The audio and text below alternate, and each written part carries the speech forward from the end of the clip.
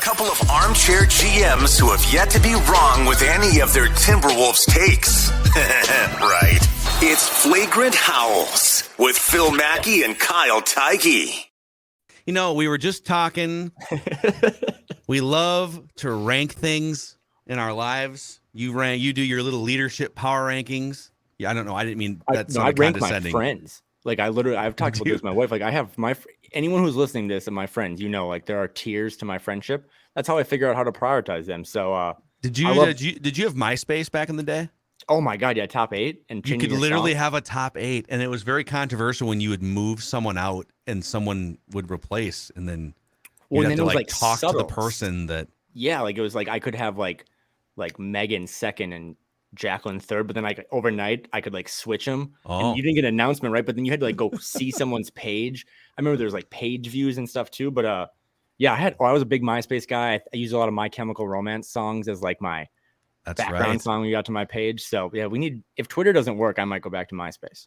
MySpace was great. I used to also, this is way back now. This is like 20 years ago when I was like high school, middle school. Mm-hmm. And ESPN.com used to do, it was like fantasy sports online before like fantasy sports online became super popular on like Yahoo. And it was, they had like ESPN's virtual GM where you could, it was like daily. It was like what FanDuel and DraftKings do in Prize Picks. Like, but it was 20 years ago and it wasn't for money. It was just for fun. Yep. And, but you could have your own profile, like your own ESPN virtual GM profile. It was like MySpace for like nerdy fantasy players. And you could rank like your friends and stuff. It's great. No, ranking again. If you listen to nothing else from this podcast today, I highly recommend ranking your friends. Maybe not publicly, maybe not writing them down, but if you have an internal log of, where does Ryan fall? Is he tier 1 or tier 2? It really helps when you're trying to prioritize gifts or birthdays or trips. Yeah, how often to reach out? You want to make sure that you're allocating. Okay, I'm going to send 5 text messages to the top 3 this week. Okay, maybe wait a week on the other 5. If you support this pod and you haven't heard from me in 6 months, you are in tier 4. Yeah. So congratulations. Wait, how many tiers are there? I think 4. Okay. I'll show you my tiers offline. So the Ringer came out with the top 100 players in the National Basketball Association. And I'll just kind of fly through here some highlights, and then we'll get to where the top Timberwolf ranks. And then I want your thoughts on whether you think the top Timberwolf is too high or too low. So Giannis, can we agree? This is Giannis's league still, yep. Right? Yep. And you've got the Texas Chainsaw Massacre happening behind your head. They somehow do lawn maintenance here 9 days a week. I don't really get it, but more power to them. It's a very well manicured podcast studio. Nikola Jokic, number 2. Steph Curry, still 3rd. Aging Steph Curry, but still very effective. 34 years old. 14th season in the NBA.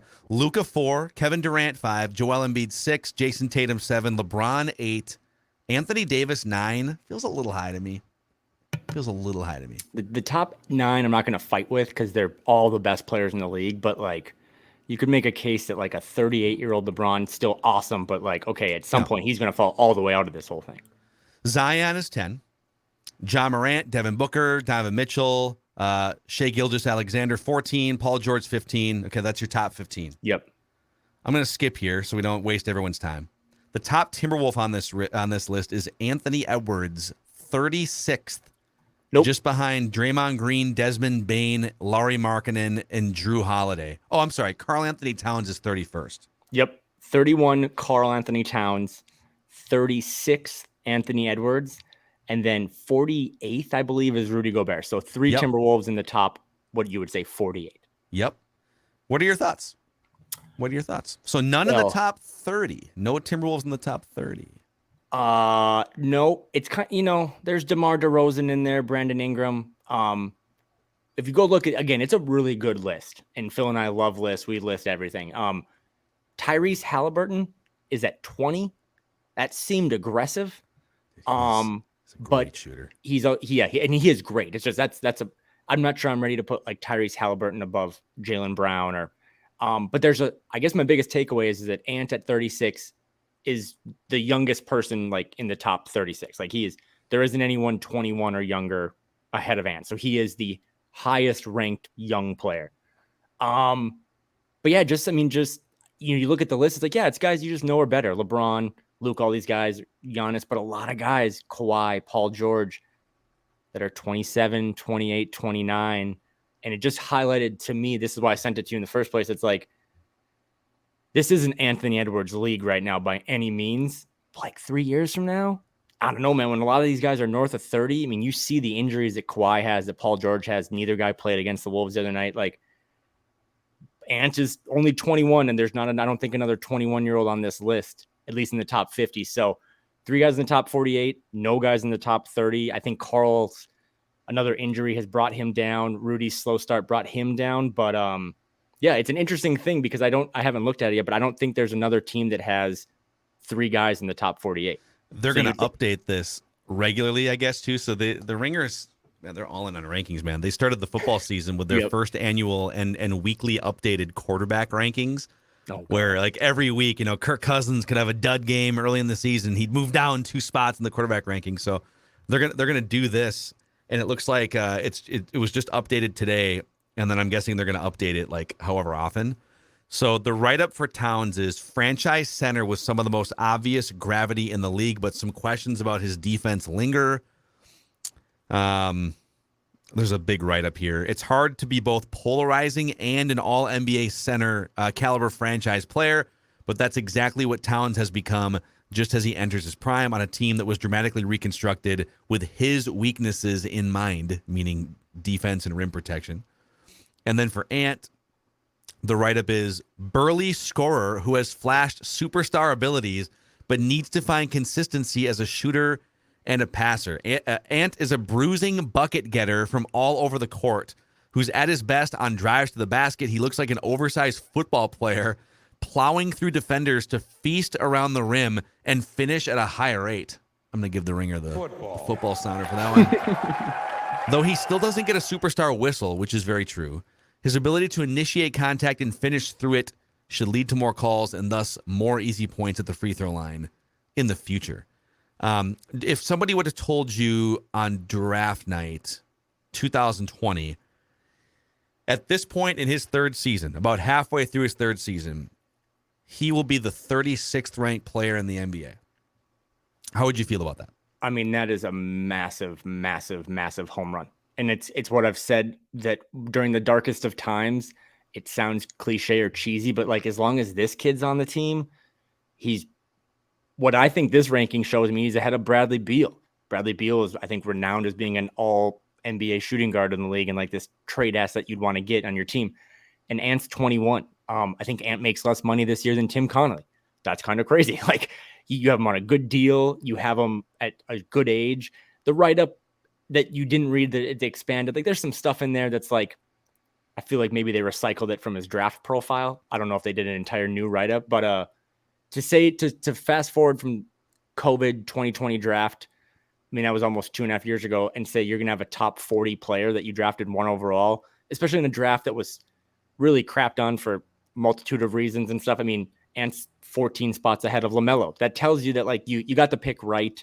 You should feel really confident. And some of the things that they're saying about being aloof as an off-ball defender and stuff, that's right. But his on-ball stuff's gotten a lot better.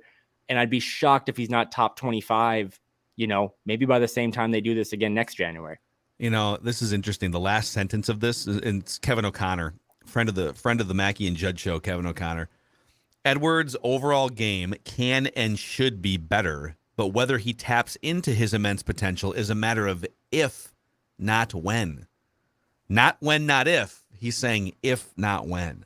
And that's the line KOC's love him, but that's just a line that like, maybe this was written in November. This is a big project they're working on here. This might have been like I drafted this before Thanksgiving. I think you've seen since Karl went down, Ant's done almost everything you want. He was banged up. You didn't think he was going to play in Houston. He gutted it out. Like, I don't know if I think he's started to do the when, not the if, but I'll defer to KOC because he's a smart basketball mind.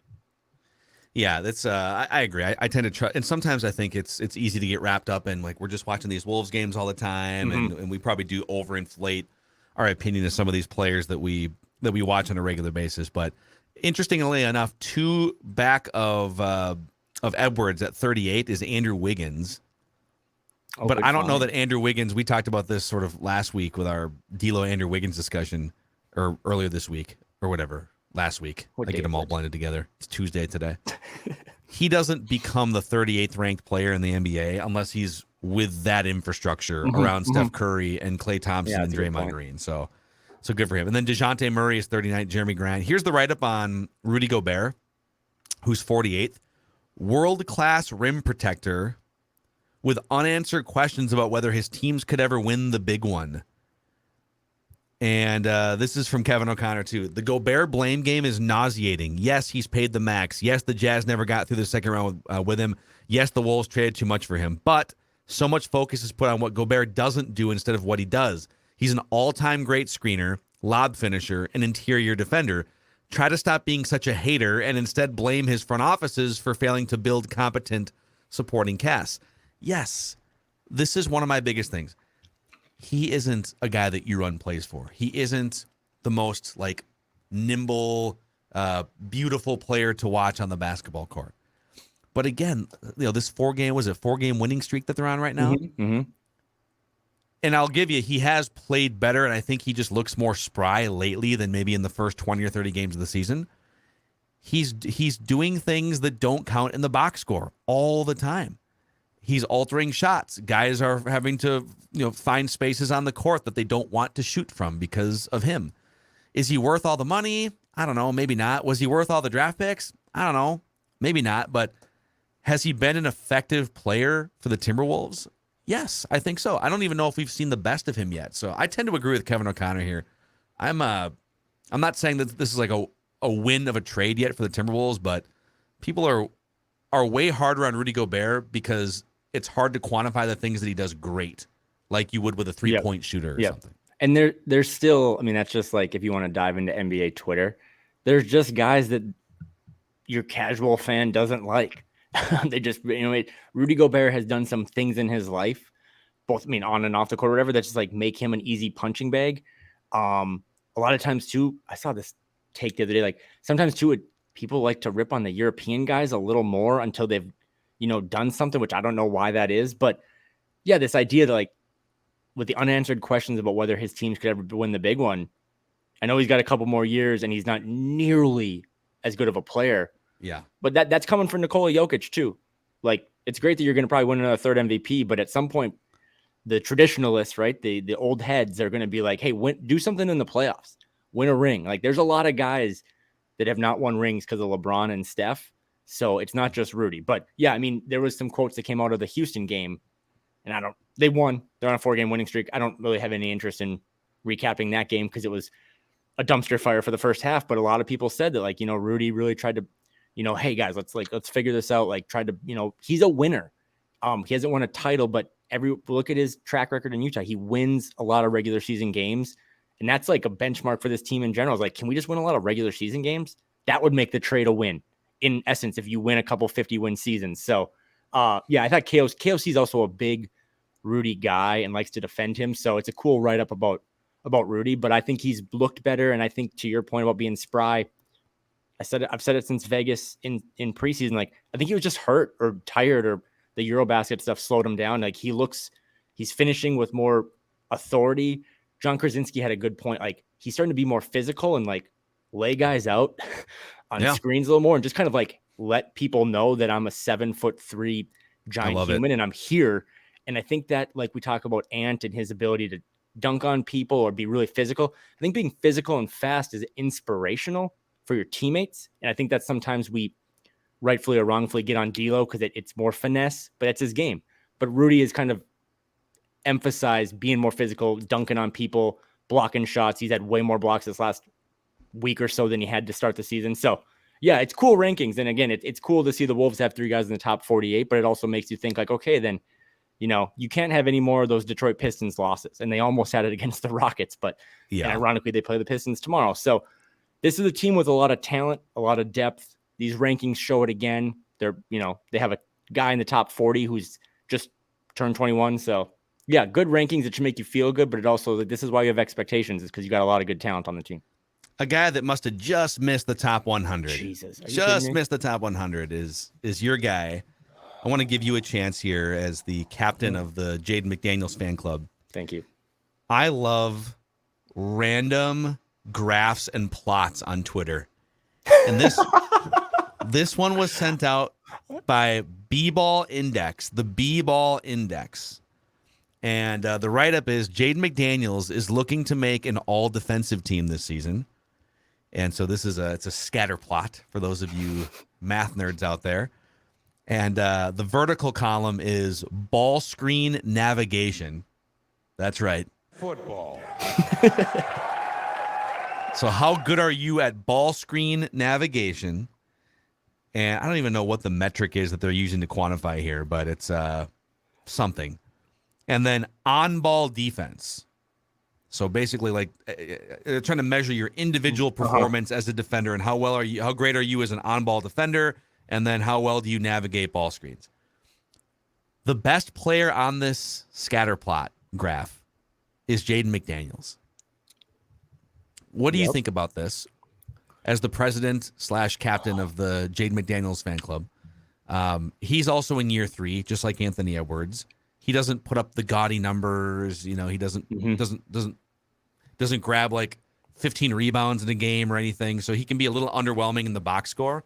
But some of the defensive metrics show you that, holy crap, this dude is kind of locked down as a 22-year-old. So the floor is yours to gloat about Jaden McDaniels winning the scatter plot. B-Ball Index, I'm with you. I don't really know exactly what the metrics they're using are, but they're we don't know what this is, but hallelujah, Jaden McDaniels. Yeah, anytime I see a favorite player or someone I cheer for or root for, like at the top of a chart, like I don't care what the metrics are. Like, I'm just going to run with it. But you said all defense, and that's what this is about. All defensive teams. All defensive teams might be the most confusing award in the league because I don't think we just talked about it with Rudy, right? Like, you don't just make all defense because you have a lot of steals and blocks. There's like a lot of different metrics and things that go into like figuring out, are you actually a good defender? Because you can block shots and be a bad defender. You can get steals and be a bad defender. And that sometimes is actually Ant's MO at times. It's like, high steals doesn't mean necessarily you're that locked in.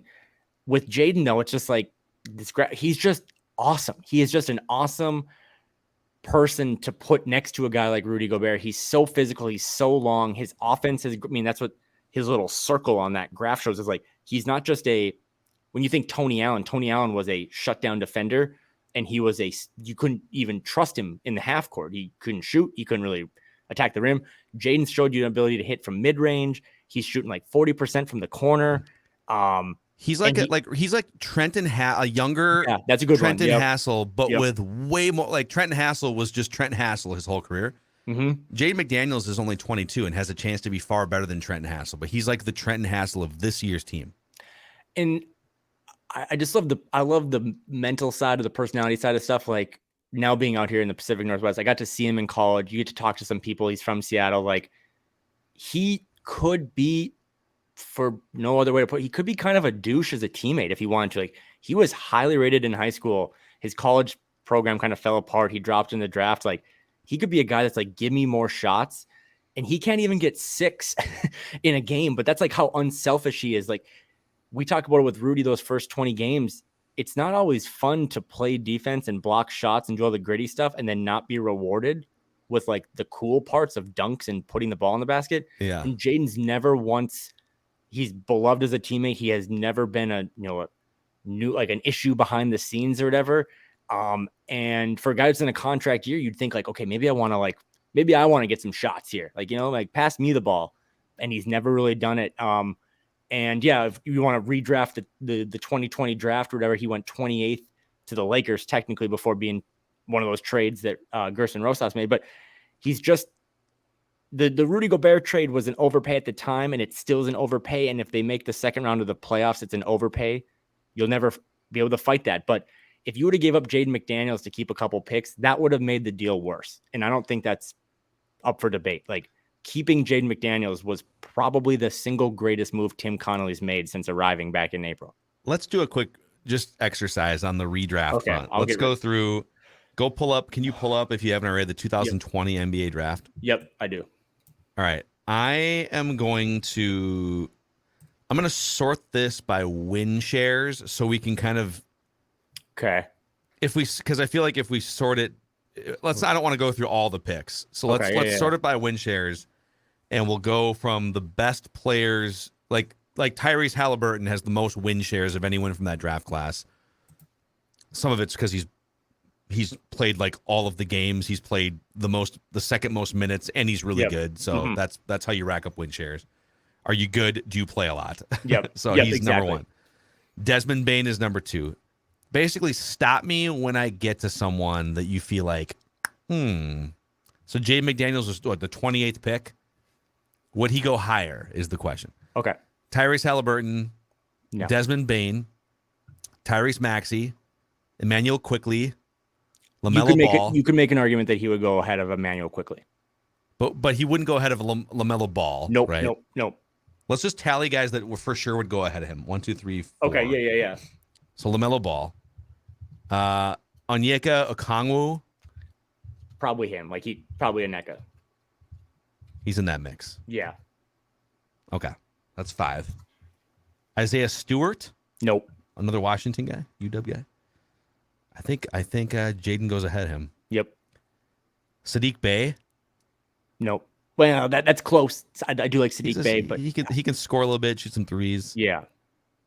Yeah, it's close. Okay. It's a maybe. Anthony Edwards. I think he probably goes before our guy Jaden McDaniels. Yep. Kenyon Martin Jr. No. I think we're kind of like Obi Toppin. Who Obi Toppin? Congrats, you can kind of dunk. Like Obi Toppin might be older than my dad. Like he's I think Obi Toppin's already like 25 years old somehow. so no. Devin Vassell is the guy on there, but the asterisk next to who would you take? Devin Vassell is what Jaden could be. He could be on a really terrible team getting force-fed a lot more opportunities, but I'll take the guy who is just longer, jumps higher. And I mean, Devin Vassell's really become a good shooter. I think he's like 37% career from 3, but yeah, I would take Jaden. I'm biased, but that's a close one. But I think that might be it, Phil. Like we're getting James Wiseman. I'm going down. No, I'm good. I mean, if you redrafted, he's a top 10 pick for sure, right? That was the point of my tweet, is that if you go back to Basketball Reference and just click where they were drafted, or whatever, like, yeah, it's there. He was a kid drafted 28th overall. I mean, dude, he was drafted behind Leandro Balmero. People forget that. That's right. He would be a lottery pick if redrafted in 2020. And I just think that kind of tells you all you need to know, is that you essentially got 2 lottery picks. And for the most part, it seems like you hit on the first one really well. And it seems like you probably hit on the second one really well. And that is a game changer. You don't usually have 2 lottery picks in any draft. And that's the foundation moving forward. And that's why it's not the worst thing in the world if you draft 28th or 26th or 24th this summer and you don't get that pick because it went to Utah, because you have 2, Jaylen Brown and Jason Tatum were 2 like lottery picks, right? Like that's what they built their whole franchise around. So Jaden's more than just a defensive stopper. He's more than a circle on a graph, but as win share show, like he's a top 10 player from that class, and he's only getting better. And there's some guys on that list that you can make an argument that he should be above anyway, like quickly. Yeah, he is. His on-offs are interesting too. So this season, when he's on the court for the Timberwolves versus off the court, the Wolves are 7 points better per 100 possessions. Now, some of that, he's getting a lot of run with some good players because he's a starter. So he's constantly out there with Anthony Edwards and D'Angelo Russell and Rudy Gobert. But that's very telling in itself, that just when he's on the court versus off the court, there's a 7-point swing per 100 possessions. And it ain't because he's taking the lead offensively necessarily. He's a good 3-point shooter, but he's not. Offense is supplementary to his value. So it's a lot of hidden, kind of, again, it's like he's not lighting it up with a bunch of rebounds. He's not necessarily blocking like 4 or 5 shots. He's just sort of a hidden lockdown defender that's only going to get better. So. Oh, there we go. And I'm trying to dodge the mowing going on beneath my apartment. There's just like landscaping party happening. You wonder where I live. No, and what you said is really, really smart. Like he does do a lot of the stuff you don't see, kind of like Rudy Gobert. Yeah. But if you're trying to look at this from 30,000 feet and not the 2 days off between Houston and Detroit. Like, those are the guys you want to put around the 36th best player in the league, and Anthony Edwards. You want guys that do dirty stuff, Yes. non-box score stuff. Who's taking shots at the end of games. Who's filling up the points category. Like, but can you have two? I mean, there's some crazy metrics about Jaden McDaniels as a wing player, like protecting the rim. If you can say at any point we can have one top 10 rim protector and maybe two top 10 rim protectors alongside this kid who can fill it up, and then supplemental pieces around him. I mean, that's how you talk yourself into the price you paid to get Rudy Gobert. It's like, yeah, we paid a lot, but we needed it to fill in with this kid. So yeah, the Jaden McDaniels story continues to be impressive. Another guy that is up for a big payday this summer, just like Ant, core fixture of this team, and having career highs and anything from points to rebounds to assists. Like, he's just having a career year. It's just kind of covered under the fact that a lot of his stuff is a little dirtier, a little grittier. Jim Pete said it the other night. He hasn't actually ever had a double-double. I think he's only had 9 or more rebounds 5 times in his career, and the Wolves are 4-1 in those 5 games. So small sample size, but when he had 11 rebounds, he had 4 points. So there's still a lot left to kind of uncover and untapped, but very impressive stuff. A good sidekick to have if you think Ant is the future. Okay, let's play a quick game before we're doing a little bit of a shorter podcast than usual today, like 35 minutes instead of your customary 45 to 50 minutes of brilliance that you usually hear from us on Flagrant Howls. But okay, the game is called Cryptic or No. Karl-Anthony Towns tweeted 2 days ago. They said, if it happened, then it's meant to be. Guess we'll see. ... Now, those are lyrics to a song of some kind. People did uncover that. And there are 4 photos he posts with this. One is just him, like, staring into a huddle in his street clothes. Another one is him sitting next to Ant in his street clothes, gazing onto the court. Then there's a picture of him clapping in his street clothes. And the 4th picture is him standing next to Paul George. What do you make of this? Well, the non-fun wet blanket answer is that I know Karl. People know that Karl and Paul George are like really good friends. So when the Clippers came through and Paul George didn't play and Karl didn't play, like, I think they might have hung out, like clearly took a picture on the court together or whatever. So I know that they're tight. There's been documentation of them hanging out in the off season and doing stuff. Outside of that, I don't know, because I want to say it's nothing, but we're a couple days removed from another cryptic tweet from D'Lo. Cryptic tweets are what these dudes send. I mean, sometimes they don't even send their own tweets or their own photos. They have people that do that for them, but I don't think it means anything, but it definitely, I'll say this. I never think that it doesn't mean anything. Like, I think there's like 1%. What could it mean? Could it have been a bad day? Could it be him trying to recruit Paul George to come to Minnesota because Paul George told him on the court, like, I'm so tired of playing with Kawhi and his one robot leg? Like, I don't know. But it definitely, anytime these dudes do something, they're so calculated now in 2023. They know that when they push send, it's going to trigger a conversation that then they'll be like, I can't believe you read into that. It's like, dude, you push send. So I don't know. I do know they're tight. I don't think it's an indication he wants out. I know he's trying to get back on the court. Might be a couple more weeks, but what do you, this might be up your alley a little more. Give me a little fodder for this. I'm just trying to pull up the trade machine and see if there's any sort of D'Angelo Russell so Paul George. Let's see. Let's look at their contract. So D'Angelo Russell's contract is expiring at $31 million. Didn't Paul just sign a new contract recently? He always seems to be on. Yeah. Yeah, he signed. I think it kicked in a year ago or something. So he's under contract through 2024-25 on a player option. So technically he only has 1 year left, ironclad, and then there's a $48 million player option. So, something like D'Lo is expiring and you would need to find like $14 million more dollars somewhere. I don't know if you can't really include a draft pick because you don't really have any future first round picks to trade. That's where my mind went. It was, he wants to play with Paul George. Interesting. They're friends, posting pictures, cryptic text. All right. So he either wants to force his way to the Clippers or he wants to save Paul George from the Clippers. Maybe that's it.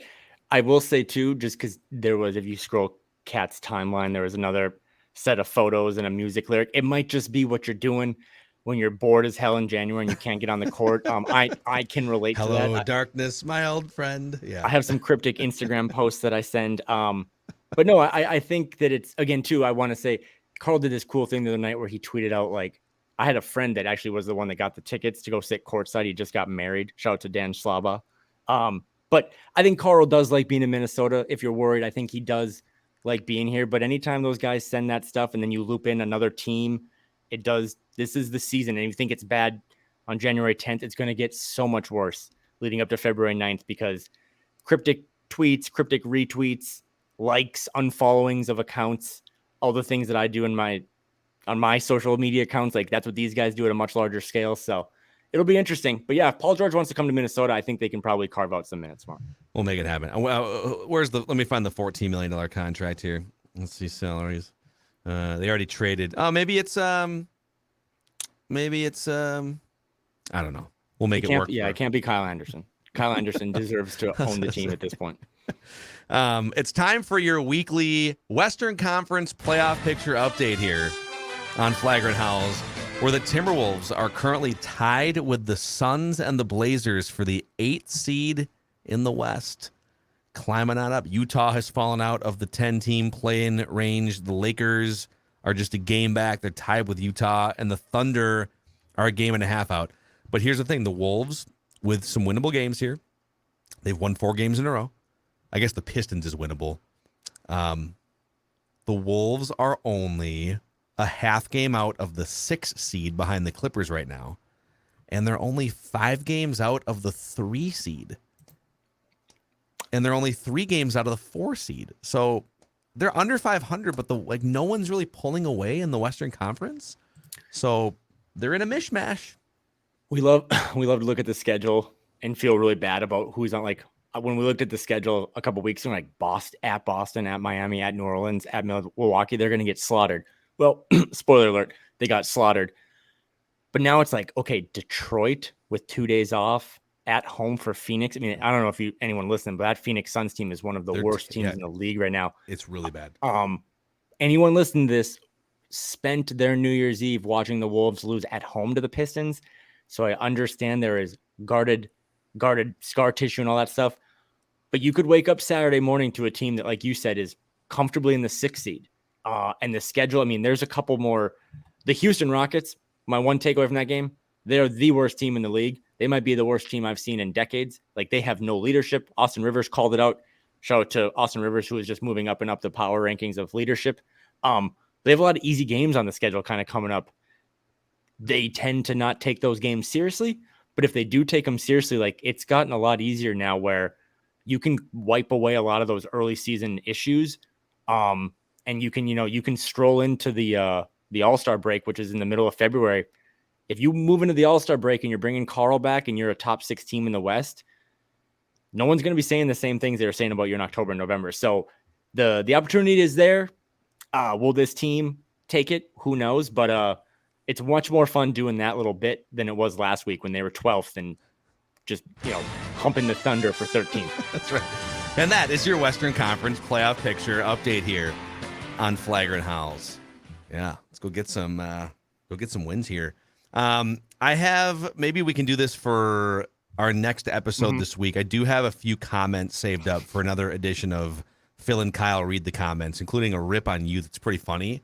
So we'll save that for maybe a Thursday episode this week as we wait to see if the Timberwolves can extend their winning streak to 5, like you said, against the Pistons.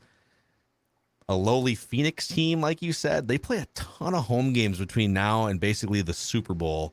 So go take advantage. Go get back a handful of games over 500. Then Karl-Anthony Towns comes back, maybe as a secondary player to the new point ant, and we can see this thing hum as we go down the stretch. So Vikings playoffs, Carlos Correa, Timberwolves haven't lost in 2023. Minneapolis might be the hottest sports town in the country. Go on the record. What's your Vikings playoff prediction here? What happens? Oh man, I watched way too much football this season. I don't know. If you can't beat that Giants team, as well coached as they are, blow it up, take a year off, go get Caleb Williams in 2024. The Giants team is tough and physical, but as a guy who plays a lot of fantasy sports, it's hard to name wide receivers on that team. It's hard to see how they're going to score. So I think the Vikings are going to win. I defer to the smart people over at Purple Daily and you and So Judd smart, and Declan, yes, but very smart. I don't know. I know that you wanted the 2 seeds, so you could play more home games and stuff. But if you wanted one opponent for this week, I think you'd much rather play the Giants than I guess the Seahawks. You and I being out here, the Seahawks are kind of fool's gold. But bring the Giants to town, make that stadium as loud as it gets, and just go attack Daniel Jones. I'm going to give you a little. Don't tell Judd and Declan this because I don't want them to steal this prediction, but the 49ers are incredible, and they're doing this now with a third-string quarterback, and awesome. It's like the team that you don't want to face. They've won 10 games in a row. And I agree with you. Like Seattle that's another sort of favorable draw, especially if you're playing them at home, Geno Smith. But you know what they say in the NFL? It's a cliche, but it's also true. It's hard to beat a team 3 times in one season. It's a divisional team. Pete Carroll has won a Super Bowl. Pete Carroll is going to spend the whole week getting his guy. I mean, wasn't Carroll the coach? One of his first couple of years in Seattle, they were like a 7-win division winner, and then they beat a 13-win Saints team. That was a home game, in fairness, for the Seahawks. Yep. That was like 12 or 13 years ago. So it would be great for the Vikings if they could beat the Giants and the Seahawks could beat their division rival in the first round, upset them, and then the Vikings get to play potentially an extra home game. So I'm just might have to make that prediction on the record and write that down tomorrow. We'll see. Saying. 10. If you're Pete Carroll, and you say we're 10-point underdogs. No one believes in us. Also, too, when you get into the playoffs, I just probably want the better quarterback, right? A lot of other context goes into this stuff, but I still would ride with Geno Smith for a game over Brock Purdy. I've watched all the 49er games, but yeah, I think if you're the Vikings, you got to feel pretty good. Host a playoff game. That place I've never been to US Bank yet, but my friends that go all the time, that place is so loud. That place is going to be screaming on Sunday. So you couldn't have the stars have kind of aligned after some difficult end of the season, but Sunday morning when you wake up to watch your favorite your favorite football team, the Wolves could be on a 7-game winning streak and be like the 5th team in the Western Conference. So, wow, and Carlos Correa could have signed with 6 more teams by then. He could have, yeah. Good time. Correa has failed another physical, and now he's talking to the Royals about a minor league contract. I'm surprised the Timberwolves didn't give a first-round pick to the Mets to get that done. The way they just throw first-round picks around, just like, hey, you know what, Mets, you guys want a first-round pick too? So it's top 5 protected, but it's yours. All right, that's a wrap on your favorite Timberwolves lifestyle podcast here. For Kyle, I'm Phil. We'll see you guys next time.